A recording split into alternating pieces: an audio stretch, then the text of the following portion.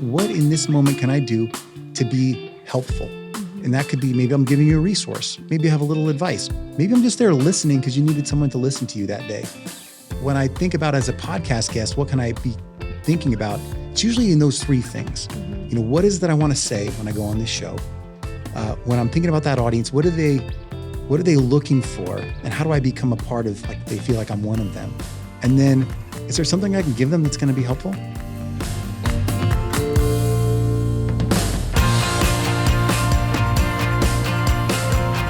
Welcome to the Podcast Ally Podcast. I'm Dr. Sarah Glova, keynote speaker and workshop facilitator, and I am on a mission to figure out how to be the best podcast guest. So I'm talking with hosts, people who have been guests on hundreds of podcasts, and podcast network executives, so I can learn the good and the bad, what works and what doesn't, and how I can build my brand through podcast guesting. With me today is Brandon Birkmeyer. He's a personal branding coach and host of the Brands on Brands podcast, which, y'all, it has 273 episodes as of today. I don't know how you do it. Ranked in the top 5 on Apple Podcasts for branding and personal branding. Brandon, welcome. Thank you. Thank you. I'm happy to be here. When I'd start the show, I'd be like, hey, welcome. So I'm trying not to use the radio voice today. Bring it in. I love it. Hey, welcome, Brandon. Thanks. So we're all talking about personal brands today. We're thinking through personal branding specific to podcasting, but we do have a question we ask our guests as a start. Can you tell us about a bad podcast experience? Can you give us your worst podcast experience? Let me start with this. When I got started, I was, like anyone else, trying to get, big name guests on my show. And I'm a fan of personal relationships and not just spamming people. So my tactic was to go to conferences, meet people, and especially the speakers at conferences, I would reach out to them before the conference. I'd find a way to interact with them during the conference, build a relationship, take pictures of them on stage, and then afterwards, reach out, send them the pictures, and say, hey, love what you did. Your talk on this was very inspiring. It's exactly the kind of message that I want to share with my audience. Would love to have you on the show. And I mean, that sounds like an amazing process. I have to imagine that worked a lot of times. It worked pretty well. And yeah. You have 100 speakers at some of these conferences, so there's a lot of averages there. But I think everyone appreciates a personal touch, something that's more human in the relationship. And someone coming up saying hi and telling you what they really liked about your speech isn't spam. So that's right. That was how I got started. And I also led with value by saying, here's actual pictures of you on stage. Right. I'm sure you get some, but it's great to get a lot of different angles. Here's something that I can offer you, because what else did I have to give at that point? I hadn't done anything really. And my audience was zero because I was just starting. So it was a way to get started. And that doesn't sound like a bad podcast experience. It sounds like a good thing. But it's a good juxtaposition. So after I had gotten a few guests, I would then, I can't meet everyone in person. So I'd reach out to others and I would say, hey, I love what you're doing, whatever it was, this talk you have, this book you came out with. I've had other people on the show that are similar, such as this person, and you would fit right in, and I'd love to have you because of these reasons. And one of the people I had on the show was a big name author. He was coming out with a new book, and they said yes. And I was excited because it was like one of the bigger names that I'd had. And I reached out. They sent me the manuscript ahead of time, their book. Oh, nice. That hadn't been released yet. And they said, can you send me the questions ahead of time? So I sent them questions, which are like, a list of 10, 15 questions that I have on hand to keep me in process and flow. And the questions were pretty generic. But I never used them exactly like they were written, and sometimes I didn't use them at all. But they wanted something, so I sent it. And the response I got back was, hey, it's obvious to us you haven't done any research on our, because it was like an assistant on, on such and such. And would love to have you actually ask questions that were about the book. And don't see anything in here. So maybe you can actually read the book, resend the questions, and we can move forward. This feels a little passive aggressive to me. Like, was their response that icy? It was very icy. Oh, I'm cringing. And to have empathy, the truth is this person goes on hundreds of podcasts. Sure. And the truth is not every podcast is created equal. And there's a lot of podcasts you go on where they're not prepared. And you are, as a speaker or as someone who's a guest, you have your own brand. Right. And a lot of what I talk about is personal branding. So you want to protect that. And going on shows that aren't prepared is a problem. So you can understand maybe where they were coming from. Although to your point, these questions were just a guideline and you were preparing to have this conversation and they were kind of assuming that you hadn't read the book, which maybe wasn't fair. And to be honest, I hadn't read the book yet, but the interview hadn't happened yet. Yeah. So, there was kind of an assumption that I wouldn't read the book and I wouldn't be prepared. So it's fair. I responded and said, absolutely, I will be prepared for the conversation. I will lean into these couple of chapters which seem the most interesting to me. And, we'll keep moving. And we did. And I will say this, what it did was it got me to think, how can I best show up as a host to be ready to talk about this thing that this person probably spent months and months building, this book, this idea. And I actually had to get better at reading books. I had to get faster at, digesting that kind of knowledge. Yeah. And so now I read books very differently. Because I used to actually read from beginning to end, which takes forever. And when you interview a lot of authors, you have to change the way you do it. So now I look at the outlines and I break it down. Like, what are they actually talking about just from the outline? And then I pick which of those chapters seem most interesting. And then I read just those. So I have real in-depth questions about a couple of chapters. But the point was, for me, I was a little embarrassed. And, I showed up kind of tail between my legs, feeling like already a little bit let down that this person already thinks that I am, not a great podcast host. But I'm taking two incredible things away, which is, this is why I'm so excited you're on the show. One, you did it anyway. Like you said, you had your tail between your legs a little bit and you were a little embarrassed, but you still did the interview. You still showed up. You didn't let that stop you. And then two, even as you're sharing this story, you're having empathy for the other person. You're talking about lessons learned. Like you can see their side of it and you turned it into something you could learn from, which I just think is really powerful and maybe speaks to how long you've been doing this. I mean, we just talked about your one podcast that has 273 episodes. Again, I'm not going to let go of this number. So clearly you've learned to have kind of a growth mindset when it comes to these kinds of things. Yeah, well, at the time, it was early for me and I didn't know what I didn't know. So I was failing forward, as they say, but I was definitely angry when it happened. Yeah. But the way I channel anger is I take it as a challenge. I've always had a chip on my shoulder my whole life. I think that's, I was raised by a single mom. So dad left when I was 2. And that chip has always been there. Like, I have something to prove, to the world, whatever you want to call it. So I always did good in school. I, had a career that was that worked out. But I've been told this by bosses and mentors. They're like, you seem like you have something to prove all the time. Yeah. And it gets me into trouble because it makes me a little more stubborn. It makes me kind of push when I sometimes shouldn't push. But when I got into podcasting, I still had that, especially with something new. I'm like, I'm going to make this work. Yeah. So I saw it as a challenge. And I thought the best way to deal with that challenge was to show up and be the most professional, the best podcaster, the best surprise that person could have showed up to that day.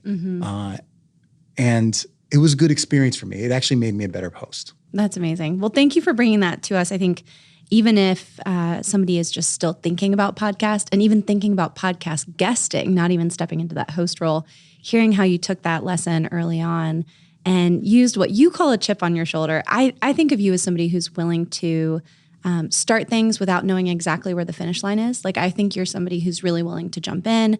I know we've met at events before and you always seem willing to jump up and talk to people. And so I've always admired that about you. And so to hear you describe it as a chip on your shoulder is really interesting. I think of you as just somebody who's kind of willing to jump in. Sure. Yeah. I love that positive spin. We'll take it.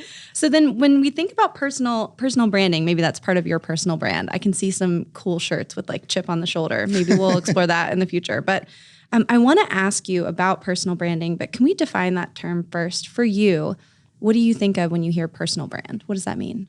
Yeah. So I talk about this a lot on the show because the show's really about personal branding specifically. And I think there's a lot of definitions. The ones that I hear a lot is it's what people say about you when you're not in the room, that kind of stuff. And I don't mind those. But what I think is that there's more intentionality around that, because that seems like it kind of happens to you. And to me, that's reputation. Reputation is what people say about you when you're not in the room. It's that thing that you kind of have input into, but really it's just out there. There's an internal part of personal branding for me that meets the external somewhere. So for me, it's what's your intention? What are you holding true that is you? And that could be your personal life, your professional life, your dreams, the things you're chasing. All of those things are you. But at any given time, you only have so much you can present to the world. And then what that meets on the other end is them, receiving it. So there's this piece in the middle that for me is image, but it starts with you and what's coming from you. So personal branding for me is an intentional development of your reputation. And I've heard that word intentional a lot on your podcast. I know that's something that's a big theme for you. But when you talk about it meets the external somewhere, I just really like that phrase, because I think there's an amount of personal branding that we have control over, and then there's an amount that we don't. And the way that you tease that out is talking about the difference between personal branding and reputation can maybe be helpful for folks. But also, I meet a lot of folks who struggle with the pressure of personal branding because of something you said about you can only give people so much. They can only understand so much about you, especially with the young professionals or the students I meet, or folks who are going into entrepreneurship or thought leadership. They want to share soup to nuts, A to Z. They can do all these things and they don't want to leave anything out. But to your point, if we're thinking about with intention what we're showing folks, we can only show them so much. It has to meet that external point somewhere. It has to be digestible. I think that's one of the biggest challenges that I'm seeing for folks. Yeah, I agree. I think the point is that it is a lot of pressure, but you get to choose what you're sharing in each scenario.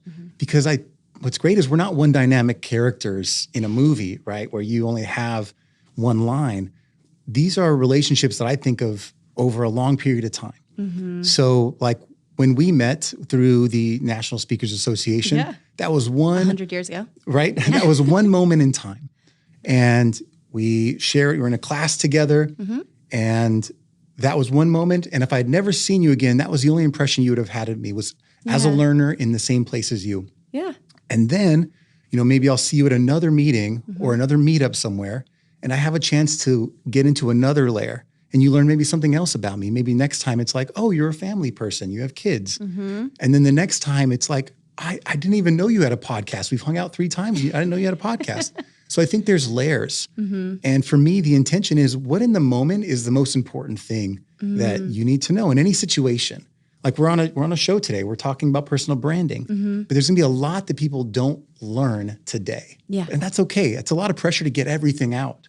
But I'm looking for not just one hello. I'm looking for like 100 fist bumps over the next 10 years. Like just, hey, good to see you. Like, hi, like whatever it is. And over time, we're developing a relationship. And that's the intention for me, is that every time I see you, I want to know more about you. And I want you to hopefully be curious about who I am, because I've represented myself well along the way. What a cool description. It's not just the first hello or the only hello. It's 100 fist bumps over time. I think this idea of layers is a really helpful visual for that. For anyone who's feeling this pressure of when I show up, it's just really hard to get the right elevator speech, the perfect elevator speech so that you know exactly who I am. What if that's not possible? What if it's this layers idea? And when you first meet me, that first layer, I just hope that you know that I'm a warm person that you're interested in learning more about. And then that second layer is more about what I do. And that third layer adds context. And I think it can be frustrating for folks who don't want it to take time, but just respecting that it's more of a relationship thing. And that if you give it that patience, that then it gives you more runway to peel back these layers. I can't help but think of the Shrek movie and like the layer, the onion, right? Donkey. Wow, yeah. That was, do you have a hidden talent for voices? That was really good. I can't go into it too much, but yeah. Ogres are like onions. Ogres are like onions. Yeah. And so it's just this idea of, it takes some time. Even in the Shrek movie, we don't like him right away necessarily. It takes some time to get through those layers. And so if we can keep that metaphor in mind with personal branding, it's less this pressure of trying to be everything at once of your brand in that first meeting, and more this idea that it's okay that it takes some layers. Well, I think it's like anything in a relationship. How not attractive is it when someone starts talking to you and they try to tell you their full life story? there's context for these things. And a lot of time when you're meeting people, it changes. Sometimes you're at a campfire and you can talk for 30 minutes. Tell me everything about you. Yeah. And sometimes you're at a networking meeting, which feels like really restrictive to a lot of people. Yeah. But it doesn't have to be. If they ask, I'm going to give them just a little bit. Mm-hmm. So I try to keep it really easy. Because I try to write these things down as I learn them, because I like sharing them back out to people. So I created here's 5 ways to introduce yourself, kind of like some scripts I came up with, because I need something to lean on so I don't mess it up every time. Yeah. And the first one was I'm not gonna go through all of them, but it was just a very simple one, which is just tell people the biggest chunk of what you do, in very broad terms. So for most people, when I meet them, depending on the context, I might be meeting entrepreneurs and I'll say, hi, I'm Brandon Birkmeyer. I'm in branding and marketing. And that's it. Mm-hmm. Tell me about you. Mm-hmm. And then they hear about them. And if they ask questions, the questions will lead me to what happens next. But I start very simply. Yeah. The one that I feel doesn't work a lot that people always try to lean on is, I'm Brandon. I help entrepreneurs solve this problem this way because, and that's an okay script. Mm-hmm. But it's a lot of pressure to get right. And when people hear it, it feels like a script. It does. Yeah. And so I try to avoid those if I can. Mm-hmm. But when I get into it at some point, I might help you differently than I help someone else. So if I'm talking to an entrepreneur, it's I help with branding and marketing. And then at some point I might be like, well, if you need some strategy conversation or that thing you were talking about, if you want to talk a little bit more with someone else about strategy, I help with that. But if I go to a podcast conference, now I'm in a different context entirely. So I might say to podcasters, I actually help people figure out how to grow an audience because of my background in branding and marketing. Mm-hmm. So it changes. And that's the point is what's great is as a personal brand, you are dynamic. Mm-hmm. You're not just selling one soda, you said earlier, you're not the movie character with just one line. Yeah. And so I think remembering that you get to have more than one line in this play means that you don't have to have that perfect. Now, a couple of things you shared here. One is context. So the idea that you can have different introductions for different scenarios, that might be really helpful for people. And I think this reminder that the simple one you shared, hi, this is my name and this is what I do. What about you? Having that one as an ace in your back pocket feels really important. So you can always use that as an easy opener. But then 2, this idea of scripts. I know a lot of people who are really comfortable with scripts. And so if it helps you to have that script about who you help, the problem you solve, I think that's great. But what you're sharing here is maybe that's not the first thing you say, because then right away you're starting that relationship off with something that maybe feels a bit scripted. Yeah, and I think there's room for follow-up. And I think that's where you release the pressure. When you know that I'm going into this thinking this is the opening of a relationship, not the end of it. Not the end. So that I can go into it and say, hey, I know we only had a little bit of time to talk. I would love to talk to you more after this. Yeah. And you set up a call and then you can dive deeper. Hey, I'd really want to talk to you because I want to know more about what you did. And I remember what you told me and you ask. Which you can only do if you ask, which is an important part of that script that you shared or that intro that you shared, is you quickly turn it back over to the other person and ask. Oh, I love this. Even that, though, can become too much of a game. No, tell me about you. No, tell me about you. Yeah. Because everyone's been doing it long enough. So I think you actually— You go first. No, you go. Yeah, I think you have to have a natural give and take. Yeah. It really is try to be human. There's these regular social constructs that we need to lean on more than we do. Mm-hmm. And maybe because we put some pressure on networking. And I would even dare to ask, I think there has been some pressure put on the podcast opportunity because I think a lot of folks recognize that if you get an opportunity to guest on a podcast, that could mean really big things for your personal brand. So it creates some of that pressure scenario. So for folks who are feeling that pressure, how can we maximize the benefit of being invited to be a guest on a podcast, but still bring that human element? I mean, some of what you've already shared, I'm going to bring into podcast guest experiences, this idea that it's context. You have to think through what you want to share in that scenario, and you can't share everything. You're never going to go on one podcast episode and share everything about you and everything about your experience and all the advice you have for that industry. So it's going to be a select few, and the idea is you want the conversation to continue. Yeah, I think it's alignment for me. So if I am going to be a podcast guest, or even if I'm having a guest on my show, the goal is, where is the point in the middle between what they do well, their expertise, and what my audience is looking for? There is something in the middle. It can't be fully one way or the other. So I have a show that's about personal branding. I interview guests that do all kinds of things. They're not all personal branding experts. Right. They're all experts in different things. So when I am researching, I start with what is it that they do best? And then how does that help? And I hope that they're thinking the same thing and that they're coming with stories that make sense for my audience. So for a show like this, right, I'm trying to help people with podcast guesting. So I think about, for me, I'm coming from a personal branding space. They don't want like my 5 lessons on how to build a brand from scratch, right? That's not what they're looking for. They might. And if they do, they can find that on your website. Brands but on brands. In general. Right. But I try to relate to, well, the experiences from building a personal brand matter when you're looking to be a podcast guest. There are things you can do to make you better represent yourself. And one of them is alignment. So that's a good one I want to talk about today. It's just, how do you align your experience with what the show has? Because those things make for good content. And the host is going to appreciate it. You're going to appreciate it. Whatever it is, you meet in the middle. Yeah. So I think figuring out what those things are that you can bring to the table, you know better than they do what you could talk about. And it's on them also to do the research to understand the host, to understand what about this guest am I super curious about? So if I had someone like you on the show who does a lot of public speaking, I might say, okay, I could either help people learn public speaking, even though it's not exactly what you teach, right? Or I could have someone, I could say, what have you done to build to where you are today? Tell me your story, because your story might be a good story that'll help my audience because they're on a path similar to yours. Or I might say, you know what, your zone of genius is XYZ. Let's actually talk a little bit about that and then try to relate it. So that's the approach for me. So you're showing the host side of it. So you think really carefully about the guests who are coming on and what they can bring, whether it's their expertise, their story, their zone of genius. I love that phrase.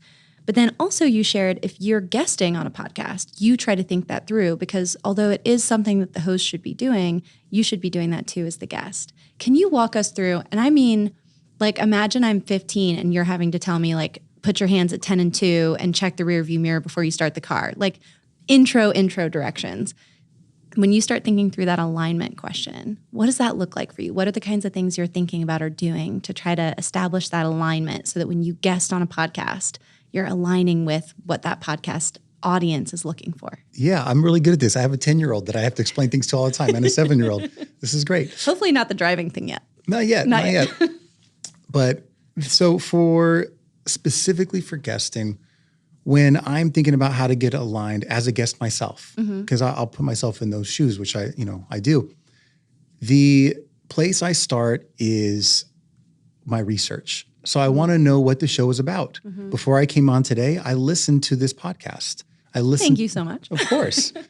But it gives me a sense of the demeanor of the host, the kind of questions that have been asked in the past, the kind of answers that have been given, so that I'm not just repeating things that are already there. And then I think about how I would, if I put myself in those shoes, what would I have said? And try to not show up completely unprepared. And now I think there's a middle ground, because I think as speakers or someone who does guesting a lot, you can get into a habit of sharing your same stories over and over again.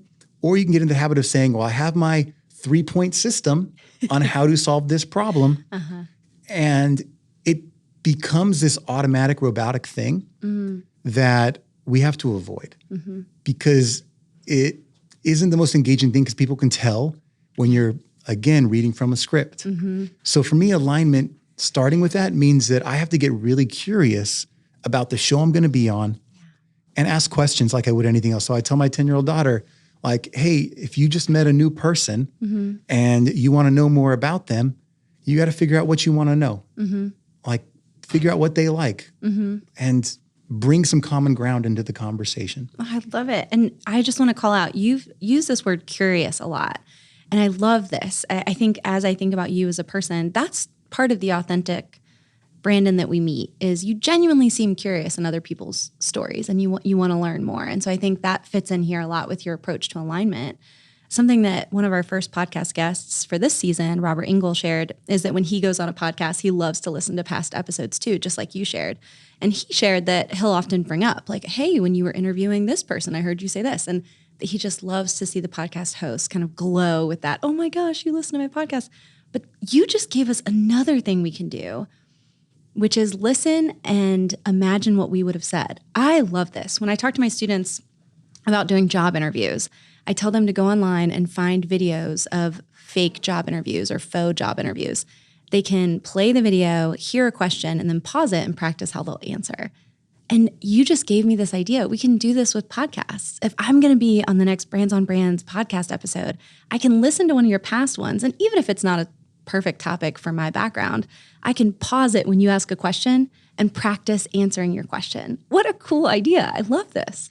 Well, and I think most of us, there's a flow. It won't be the exact same questions, but there's at least a flow. So I'll know, what do they typically start with? Do they start with asking a personal story, or do they start with, something topic specific? So I at least am prepared for the kind of conversation I'm going to have, but maybe not necessarily know exactly what I'm going to say, but at least I'm prepared. And I think the way our brains work, we are better when we feel like we're not surprised. Mm-hmm. Yeah, there's a level of preparedness that helps with being on a podcast, I think. And so that faux interview strategy could be one way. But then you also talked about being curious and then bringing in new stories, not always having the same stories. And I think that can be really helpful too, as I think if you're going into podcast guesting, remembering that even the smallest stories can be really helpful. The other day we were doing something about data, and I was trying to think of a story in my life where I could talk about data, and I was really struggling. I was in okay, what is the most interesting spreadsheet I've ever used kind of world, right? And then unsurprisingly, I wasn't coming up with much. But then I remembered, this is so random. I had a friend once look at my iPod, which is telling you how old I am. And they were like, why do you love this song so much? And it was this random song. And it showed up as my most listened to song. And I was like, oh, I don't. That's just the one that always comes on when I turn my car on, because it's the first song in, my songs list. And that was an example of sometimes we see data that doesn't tell the right story. And so I used that story, which is way better than here's my most interesting spreadsheet. But I had to get really curious and think through, when times in my life has data not shared the right story. That's not a story that I'm going to share on every podcast, but it was perfect for that one. And so I think encouraging folks, even the smallest details from their life, could be really interesting stories if they're using that, I'm going to use your word, alignment. Yeah, I agree. So I think I'll tell you a story. Love it. So I had a guest come on the show, and the interview went great. He's a very prominent guest, very well practiced, knows what to say, has all of these great insights that just people love. He's a powerful orator, if you will. And he told a story that was very personal, and I was really drawn in. And it felt fresh because he said, this morning I was mowing my lawn, and it made me think of my dad. And then he told this story. And then here's the twist. Oh no, I think I know where this is going. I heard that same story on other podcasts, and it started the same way. This morning I was mowing my lawn. And this grass just grows really fast, Brandon. Grass grows so fast. It's the most manicured lawn. Yeah. So I think that, yes, at the moment, it delivered. Mm-hmm. But I think that I would rather lean on authenticity. Yeah. I'd rather you just share the story without the fake context. And even if he had shared, I got to tell you a story, and maybe this one's overused. I bring this one up a lot, but I just love to talk about my dad. And there's this one moment I can share. That's really authentic. And then if I hear it again on a podcast, I'm like, man, he really does love that story, Versus, I guess he mows his lawn every morning. Yeah, and I don't want to feel tricked ever. Yes, I don't want to so, it worked, but I would lean on authenticity. Mm-hmm. And if you have a story, great. If it's a good story, keep sharing it. That's fine. Mm-hmm. I also, on the other side of it, just to throw this out there, I also don't love it when people are trying to pull a story that they've heard you say out because they know that that's the one that's the good story. So sometimes they'll lead the witness, the host will lead the witness a little bit and say, hey, tell me about, the whatever, Mark Twain story, whatever the thing is. Tell me this story. And That's happened to me before. And it was somebody who kind of gave away the ending. Like they were like, oh, can you tell me that story about that spelling bee that you lost? Right? That's a really good one. And it's like, well, that's kind of the story, friend. I lost the spelling bee. I'm not sure how to lean back into it. Yeah. So that's interesting. But I think the bigger things that I'm taking away, because likely that won't happen. Don't worry, that won't happen to you. The things that I'm taking away from your advice on interviewing, so many good ones, but this idea of the 100 fist bumps. So making sure that we remember that our chance to share ourselves in that moment when we meet someone, when we join a podcast, it's one chance. We're going to get more. So you don't have to share everything. And really, it's focusing on content alignment. So what's going to align with these podcast listeners with this podcast theme? And how can I share that with authenticity? So amazing tips for the interview. Can we switch gears a little bit and talk about the marketing of it afterward? So this is something that I think you're just talking about zone of genius. One of the reasons I love following you on Instagram and other platforms is to see how you use clips of podcasts or videos or things that you've done in multiple ways. I mean, you're great at the marketing piece, obviously, brands on brands. So anything in particular that you would recommend for folks who are maybe doing podcast guesting more for the first time? What are some easy ways that they can try to leverage that podcast guest opportunity in marketing that episode? Yeah. I like that you say brands on brands. So on the side, real quick, I'm going to answer the question, I promise. But just there's something about having a little bit of a memorable something that is just very endearing. So now when people see me or they can't help but say brands on brands, and they'll like brands on brands or brands on brands on brands. Like they'll say it over and over and over again. And there's this joy that comes with it because it's kind of like a child thing where you're just, it's fun to play with a little bit. So I think we all should have something that's memorable, number one, whatever that might be. It ties to just who you are. That's a big, I feel like somebody who's an expert, who has a top 5 Apple podcast in personal branding and branding, that is a great recommendation. So having something that's kind of memorable, having something that's fun to say, having a takeaway or a tagline, and it's not something you need right away, but maybe something to keep in the back of your mind. If there's an example that you share, a story that you share, a way that you say something that people seem drawn to, really lean into that. Get a hat.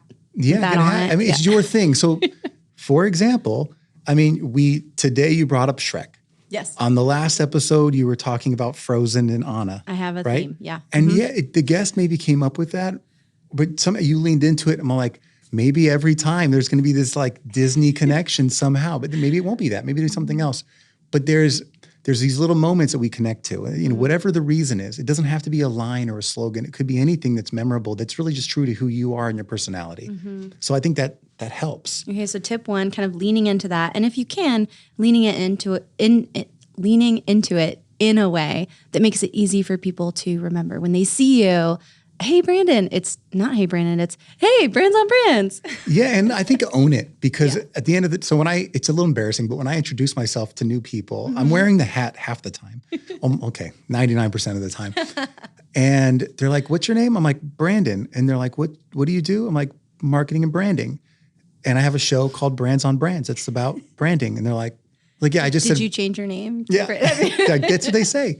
And I'm like, well, no, but I've said now the word brand at least 9 times. Right. And my name is Brandon. It helps. Was it on purpose? Yeah, it was on purpose. It turns into some funny conversation that just kind of, I think, breaks the walls down a little bit. Yeah. And it happened organically. I'm not a genius. It just kind of worked out that way. But I think we all have something that is just kind of fun. That is our thing. Oh, I love it. And again, if you don't have something that's like trademarkable right away, I think just remembering that you can play with this a little bit. I mean, even just what you shared earlier, I have a habit of leaning into animated characters as a good source of inspiration on this podcast. It's happened multiple times now. And so I can see if I'm introducing myself to someone saying something like, when I'm doing podcast hosting, I try to be really authentic. I have young kids, so animated movies come up a lot. I mean, that's an easy way to take something that keeps happening and use it to help people understand more quickly who you are. So whether it's a really well done, I'm Brandon and I work on branding and I have a Brands on Brands podcast, or just kind of leaning into things that are happening a lot for you. Either way. And you don't have to like force it. Yeah. You don't have to say, we're going to talk about Disney today. It just happens naturally in the conversation. And people kind of remember that about you if they also have kids. And like, that was they're like, that's a memorable moment for me. I'll point out a couple other things because the way I think about personal branding, there's these 3, call it elements. And one of them is what you share. It's your message, it's your content. That's like one thing that you get to control. It's from you. It comes out naturally. You can't help it. So content is one of it. I think, what are you sharing? And I think about that intentionally. Like, I'm going to use that word a lot, but I think about what I'm sharing, my message, my content. The second thing I think a lot about is who's receiving it. So it's the people, and I call it the community. So I have content and I have community. And I think naturally, like, okay, how do I make that on purpose? So I go out of my way to go places where people I want to be around are. So I think, what are the groups I want to be around? Who are the people? And what is the context for those people that like relates? So people, the message. And then the last is I think about, how am I going to help? Right. And I call that impact. So it's content, community, impact.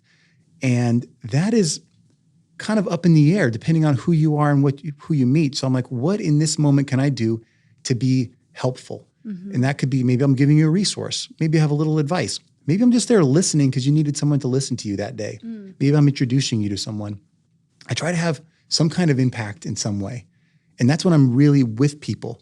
And then if I'm not with them, in the meantime, I'm thinking about that person I met. I'm like, what can I build that would help someone like them that I can create? So I have a lot of resources that I develop for personal branding. I have a lot of courses, a lot of, lists and websites and referrals. So when I think about as a podcast guest, what can I be thinking about? It's usually in those three things. What is it that I want to say when I go on this show? When I'm thinking about that audience, what are they looking for? And how do I become a part of, like, they feel like I'm one of them? And then, is there something I can give them that's going to be helpful? So that's what I'm thinking about. And how does that help with the marketing afterward? Because I'm imagining that when you do a podcast guest episode, even though that specific podcast might not be helpful for all of your followers, there might be something about it that you can tie in. And so do you think about that help piece as you're thinking about how to share content afterward?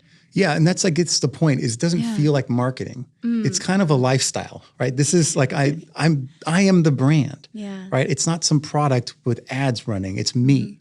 So I'm trying to be a little more intentional about how that happens. So how do I market the show? Well, generally I'll meet someone in person and they'll get to know me. And then I'll think of something like, by the way, I have an episode about that exact thing we were talking about. I might share that with them. Or they'll Google me and they'll see. I imagine you have an episode about that exact thing because, again, you have 273.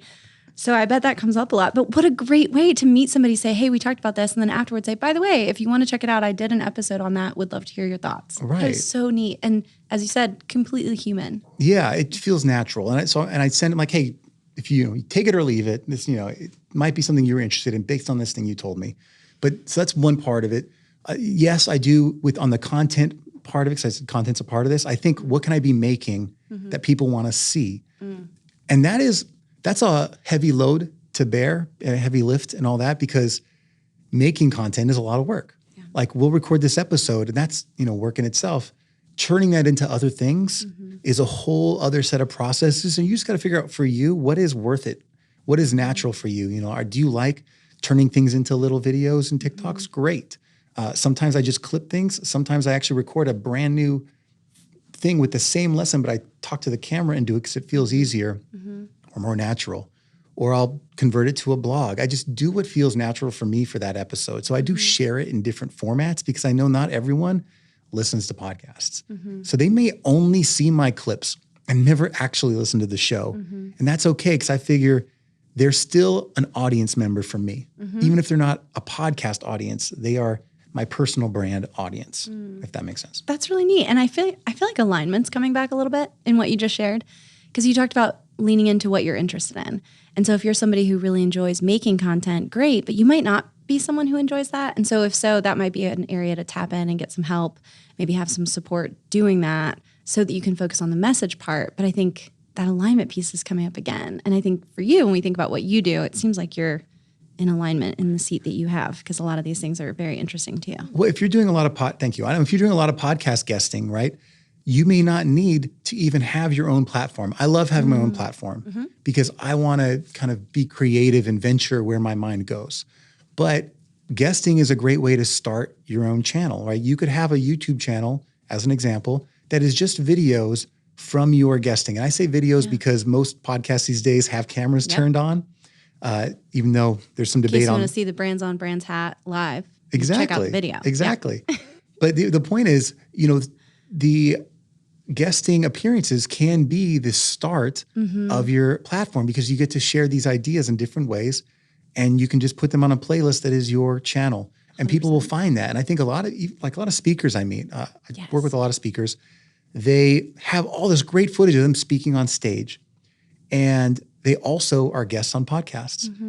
And let's share that because what's great is on podcasts, it ends up being a little bit more creative. You go more directions. Your keynote speech is going to be one speech that you give kind of the same way every time, most of the time with some tweaks. It's hard to get clips from that. But your podcast guesting, you're two people collaborating to create something brand new because that's how people work. We are dynamic in how we interact. So it's a great way to build a platform just from guesting.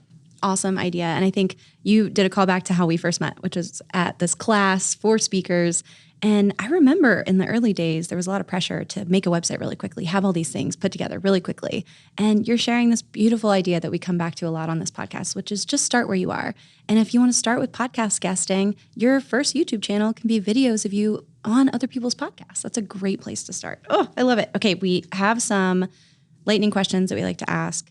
One is, how has a podcast episode changed your life? We love to talk to people who are big fans of podcasts. If you can think of an example that you've seen either for you, for somebody you've interviewed, for a client you've worked with on branding, have you seen an example of a single episode kind of being that change for somebody? It's a long question for a lightning answer. I mean, it's like, I want to tell you. Can you say the answer in fewer words? I want to tell you my 10-minute story about how this changed my life in 5 seconds. Yes. I think for me, the beginning of before I was podcasting, I was listening to podcasts. So I was getting inspired by other people. And there's a list of them. And the couple that I first got into were Tony Robbins and Gary Vee, because I'm in marketing and whether you like him or not, at the time, that's what was out there. And the way that they were just sharing their thoughts and ideas every day, it occurred to me that I don't have a place for me to share what I'm thinking, not on a regular basis. And that got me started. I need to do that. And when I started doing that, sharing my ideas on a regular basis, I realized that the power of developing your perspective comes from practice, comes from doing it every day. And so the best part, the reason I have 272 episodes was 273, Brandon. There you go. Well, it depends on the day, right? So the reason that I have so many episodes is because every week it is another chance for me to get better at understanding how I think, what I think, and what's important to me. Wow. I love this idea because it hones back to that just start of if you start doing this, it's going to help you hone your message along the way. You don't have to have it perfectly ready from episode 1. It's actually part of the practice. What an encouraging message. Thank you for sharing that. And then the next one, so for our listeners who want to connect with you to hear you explain how you read books so quickly, because we kind of glossed right over that, but you shared some really interesting insights on how to read books quickly, who want to learn more about the wealth of resources that you have available for people who want to look at your downloads or lists, try out one of your courses. For folks who are interested in learning more about being a guest on one of your podcasts, how can our listeners and viewers connect with you? Well, I thought it would be obvious by now, but it's what's the name of your company again? Brands on Brands. You can just Google Brands on Brands or brandsonbrands.com and you'll find me. Amazing. Yeah. Do you have a preferred way to be contacted? I like direct messages. Yeah. Okay. Emails are great, but I don't feel like that's where I live. Online, a direct message feels like you get to know me a little bit better. So Instagram, LinkedIn, it's fine. Even on TikTok, direct messages. Love it. Love it. Well, we can't thank you enough for joining us today, bringing all of your expertise from Brands on Brands and all the things you do, and also just the authenticity. I'm going to be taking a couple words away. Alignment is a big one. Curiosity is a big one. But I think intentionality is maybe the biggest, and I appreciate all the intention you brought with you today. Thank you. Happy to be here. Appreciate it. And thank you for listening or watching this podcast. If this content was helpful for you at all, we hope that you'll follow us on any podcast app or on YouTube, plus social media where you can find us at Podcast Ally. And if you're looking to be a guest on more podcasts, to grow your brand, go to podcastally.com. I'm Dr. Sarah Glova. I'd love for you to follow me on LinkedIn. I also love DMs. And you can visit sarahglova.com. We'll see you again soon on the Podcast Ally podcast.